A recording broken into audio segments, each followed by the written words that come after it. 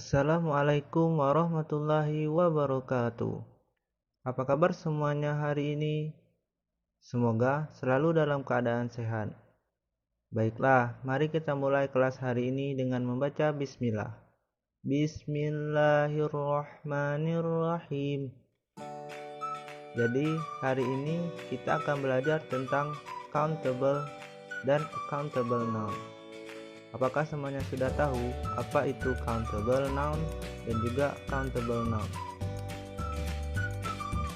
Dalam bahasa Inggris, benda yang dapat dihitung disebut dengan countable noun, sedangkan benda yang tidak dapat dihitung disebut dengan accountable noun. Ayo, siapa yang masih ingat materi tentang noun atau kata benda dalam bahasa Inggris? Nah, sekarang kita akan belajar tentang noun yang dibagi menjadi countable noun dan juga uncountable noun. Disimak baik-baik ya. Yang pertama yaitu countable noun. Countable noun adalah benda yang dapat dihitung. Misalnya, kita bisa menghitung 1 buku, 5 buku, 10 buku, dan seterusnya. Countable noun dapat berupa singular atau kata benda tunggal, atau plural kata benda jamak. Masih ingat kan pembahasannya? Nah, salah satu contoh dari countable noun ada candy, sandwich, dan burger. Nah, jadi saat kamu ingin membeli permen, kamu bisa berkata 1 permen, 2 permen, dan seterusnya. Karena permen adalah benda yang dapat dihitung. Bagaimana jika kamu ingin membeli beras? Bisakah kamu mengatakan 1 beras kepada sang penjual? Tentu tidak, karena beras termasuk dalam kategori benda yang tidak dapat dihitung. Nah, mari lihat contoh countable noun berikut. Nah, jadi kamu bisa memberi awalan artikel e atau en atau one pada kata benda tunggal.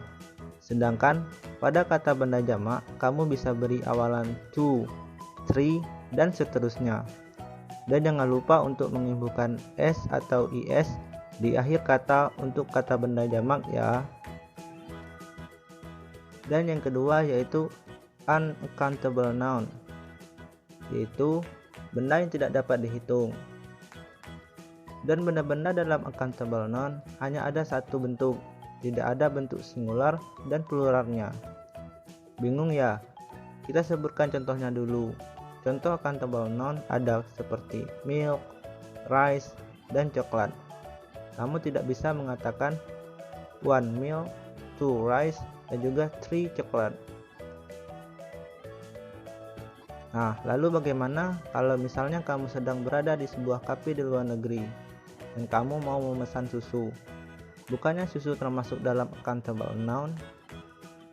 Nah, kamu nggak usah bingung karena uncountable noun bisa dijadikan accountable noun juga. Syaratnya kamu harus memasukkan quantifier sebelum kata bendanya. Seperti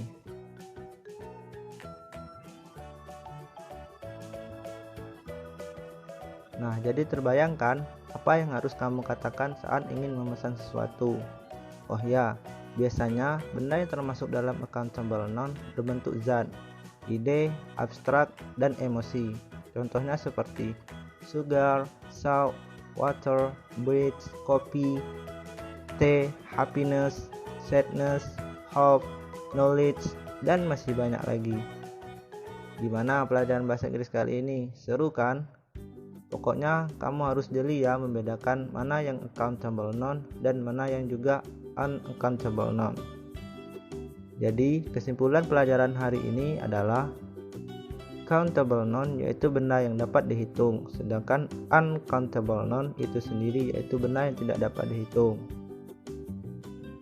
Nah, kita akhiri kelas hari ini dengan membaca alhamdulillah. Alhamdulillahirabbil alamin. Terima kasih atas perhatiannya. Wassalamualaikum warahmatullahi wabarakatuh.